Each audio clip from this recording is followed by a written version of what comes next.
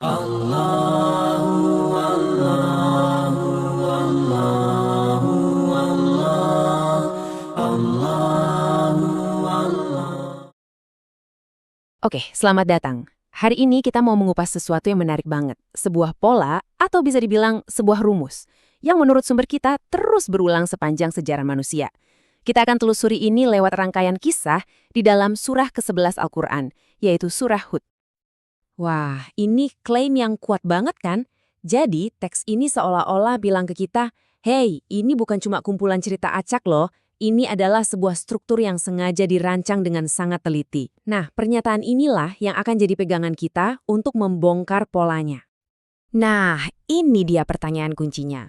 Kalau beneran strukturnya serapi itu, pasti ada dong sebuah pesan atau pola besar yang mau disampaikan. Yuk, kita coba cari bareng-bareng apa sih pola itu? Tapi tunggu dulu. Sebelum kita masuk ke pola sejarah yang gede itu, ternyata sumbernya ngajak kita lihat pola yang lebih kecil dulu, tapi nggak kalah penting, pola psikologi manusia. Anggap aja ini kayak kita lagi memahami bahan dasarnya dulu sebelum melihat keseluruhan bangunannya. Dan ini loh, menarik banget. Teks ini seolah-olah ngegambar sifat dasar kita. Jadi gini, ketika rahmat atau kebaikan itu diambil, apa reaksinya? Putus asa dan kufur, atau nggak bersyukur. Sebaliknya, pas kebahagiaan datang setelah melalui masa sulit, reaksinya justru jadi gembira yang berlebihan, bahkan sombong.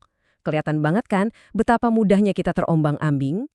Tapi, ternyata kita nggak harus terjebak di siklus itu loh. Ada jalan keluarnya, ada pengecualiannya. Kuncinya, seperti yang bisa kita lihat, adalah kesabaran waktu diuji dan berbuat baik atau amal soleh waktu lagi dikasih kemudahan. Nah, buat mereka yang bisa begini, dijanjikan ampunan dan pahala yang besar. Ini menunjukkan kalau respons kita itu adalah pilihan, bukan takdir. Oke, jadi kita udah paham pola individunya. Sekarang, baru deh kita siap naik level ke skala yang lebih besar, pola sejarah sebuah kaum atau masyarakat. Sumber ini seakan-akan bilang kalau sejarah itu bukan kejadian acak, tapi sebuah siklus yang berulang dan bahkan bisa diprediksi. Yuk kita bedah formulanya. Nah, ini dia nih jantung dari pembahasan kita. Sebuah siklus 5 tahap yang kelihatannya sederhana tapi dampaknya luar biasa. 1. Ada pesan yang jelas disampaikan. 2. Malah ditolak dengan sombong. 3. Dikasih peringatan terakhir. 4. Hukuman dari Tuhan datang. Dan 5. Yang beriman diselamatkan. Kelihatannya simpel ya? Coba kita uji. Oke, teori ya harus diuji dong, nggak bisa cuma diomongin aja. Sekarang kita lihat langsung gimana sih siklus 5 tahap ini beneran terjadi dalam kisah-kisah nyata. Kita ambil 2 contoh spesifik dari sumbernya buat membuktikan apakah polanya konsisten. Ujian pertama kita ambil cerita yang kayaknya semua orang tahu. Kisah Nabi Nuh.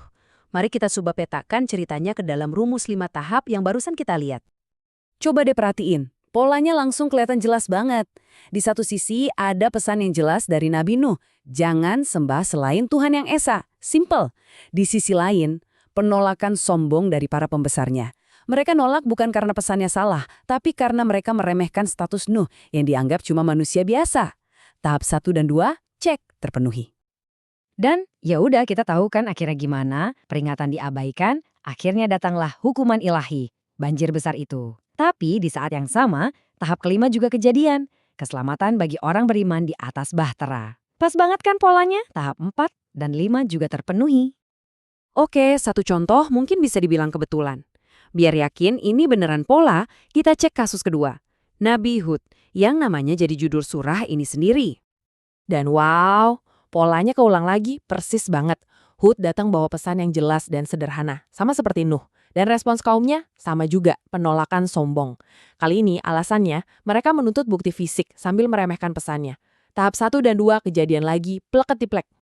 Hasilnya, ya sama lagi, secara formula, ada hukuman ilahi, kali ini bentuknya angin yang mematikan.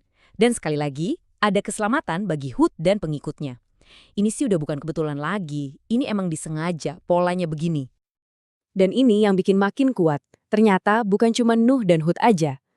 Teks ini terus-terusan ngulangin rumus yang sama, berulang kali, dengan nabi dan kaum yang berbeda. Ada kisah Soleh, Lut, Syuaib, bahkan Musa melawan Fir'aun. Ini udah jadi benang merah yang ditenun di sepanjang surah ini.